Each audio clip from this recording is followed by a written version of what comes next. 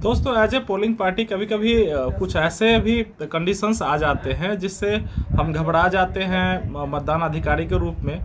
जैसे उसमें से एक है कि अगर कोई मतदाता आया, P1 ने उसको वेरीफाई कर दिया कि हाँ ये जैनुन मतदाता है, फिर वो P2 के पास जाता है, P2 उसका जो है क्रमांक वो लिख लेता है, फिर उसका जो वोटिंग क्रमांक है वो लिख लेता है, इवन कि उससे साइन भी करा लेता है, एपिक भी डाल देता है।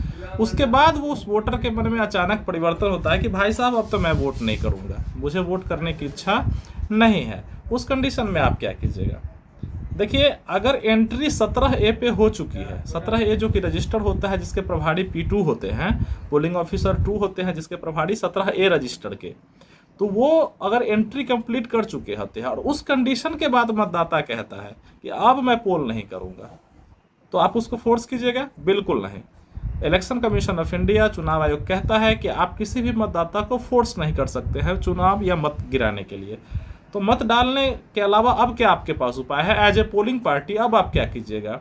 तो देखिए, उसका कुछ नहीं करना है। 17A में जहां आपने उसकी प्रविष्टि की है उसके सामने आप लिखेंगे कि मतदाता ने मतदान करने से इनकार कर दिया है।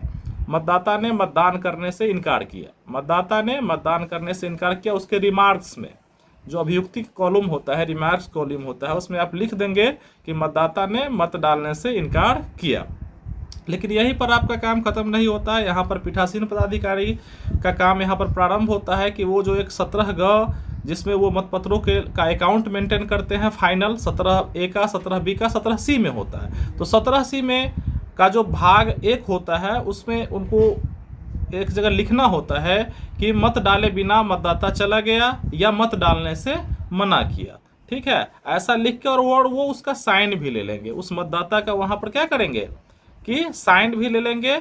ठीक है, तभी जाके उनका काम पूरा होता है। यानी कि दो बातें स्पष्ट लिखिएगा कि 17A में आपको कुछ नहीं करना है, केवल उनके अभियुक्ति में लिख देना है कि मतदाता ने मत डालने से इनकार किया। और प्रिजाइडिंग सर क्या करेंगे कि वो 17C में जो मतपत्रों का रिकॉर्ड होता है, लेखा होता है, उसमें जो भाग 1 है उसमें लिख देंगे कि मतदाता बिना मत डाले हुए चले गए या मत डालने से उन्होंने इनकार किया, ऐसा लिख के और फिर वो उसका साइन भी ले लेंगे, ताकि ये आपको एक प्रूफ हो गया 17C का। ठीक है, तो वो क्या होगा वहां पर, वो जब आप अकाउंट मेंटेन करेंगे 17C में पूरा, तो क्या होगा, वो ऑलरेडी 1 माइनस हो जाएगा। ठीक है दोस्तों, क्लियर हो गए दो बातें कि एक तो 17A में कुछ नहीं, केवल रिमार्क्स में लिख देना है कि मत डाले बिना चले गए, और 17C में क्या हो वही बात लिख के और साइन करा लेना है, ताकि आपका श्योर हो गया कि हाँ वो मतदाता मतदान करना नहीं चाहते थे।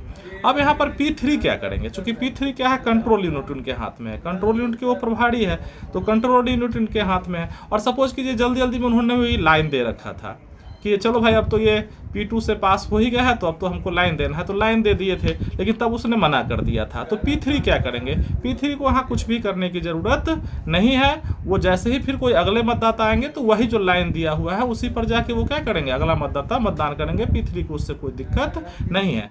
दिक्कत एक कंडीशन में हो सकती है कि अगर वो अंतिम मतदाता हो, अगर वो अंतिम मतदाता हो और वो अगर इनकार कर जाए मत देने से, तो P3 तो ऑलरेडी लाइन दे चुके थे, बैलेट इशू कर चुके थे अपने कंट्रोल यूनिट से, उनको तो पता था कि ये मतदान करने जा रहा है, लेकिन अचानक उन्होंने क्या कर दिया, मना कर दिया। तो P3 अगर लाइन दे दे और अगर वो अंतिम मतदाता हो, तब उस लाइन दिया हुआ का क्या होगा?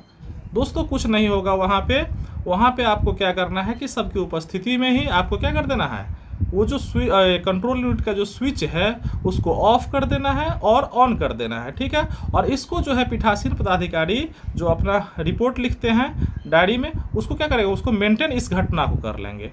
ठीक है, और कुछ उनको करने की ज़रूरत नहीं है, वो केवल वहाँ पर मेंटेन कर लेंगे कि हाँ ये ऐसी घटना हुई थी, अंतिम मतदाता था, इसे ये मत देने से इनकार किया, इसलिए क्या किया गया, सीयू को ऑफ किया गया और ऑन किया गया।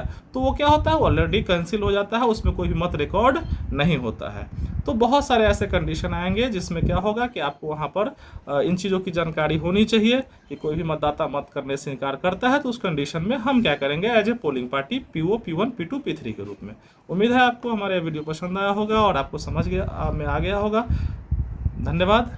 जय हिंद, जय भारत।